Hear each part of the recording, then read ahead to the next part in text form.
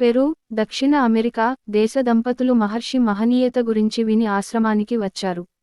ఒకనాడు వాళ్ళు శ్రీ భగవాన్ సన్నిధిలో ఉండగా సంభాషణ పెరు దేశం వైపు మళ్ళింది. వాళ్ళ ఊళ్ళో ఉన్న బీచ్ గురించి ఆ దంపతులు చెప్తుండగా, శ్రీ భగవాన్, మీ బీచ్ రోడ్డు మీద చలువరాతిని పరిచారు కదా, మార్గమధ్యలో కొబ్బరి చెట్లను నాటారు కదా, సముద్రానికి ఎదురుగా చలువరాతి బెంచీలున్నాయి కదా, వాటిల్లో 5వ దానిమీద తరచూ కూర్చునేవారు కదా అని భగవాన్ అడిగారు. ఆ దంపతులకెంతో ఆశ్చర్యం వేసింది, మహర్షికి అన్ని వివరాలెట్లా తెలిసాయా అని. వారినడుగగా శ్రీ భగవాన్ చిరునవ్వుతో, నేనెట్లా చెప్పగలిగితేనేం, ఆత్మకి దేశ, కాల, మాన పరిమితులు లేవని మీరు తెలుసుకుంటే చాలు అన్నారు.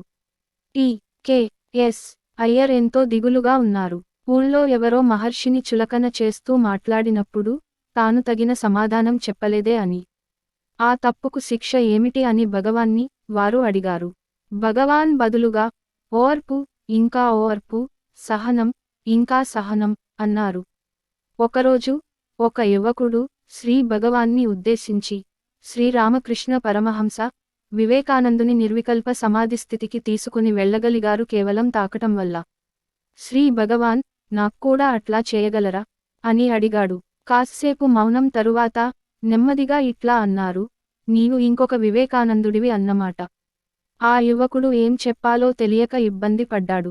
శ్రీ భగవాన్ ఇలా చెప్పారు, ఆత్మవిమర్శ, ఆత్మవివేచన, వీటి ఆవశ్యకత గుర్తించటం కష్టం. ఎవరికి వారే పరిపూర్ణులమనుకుంటారు. ఆ యువకునికి, నేను కూడా శ్రీరామకృష్ణుని వలె శక్తిమంతుడనేనా అని పరీక్షించే కుతూహలం కలిగిందే కాని, తాను పరిపూర్ణుడనని అనుకోవటం వల్ల కదా. ఆ అరుదైన అనుభూతిని రామకృష్ణులు ఒక్క వివేకానందునికే కలిగించటానికి కారణం. వివేకానందులు ఎంతో అరుదైన ఆధ్యాత్మికోన్నతిని కలిగి ఉండటమే అని సెలవిచ్చారు.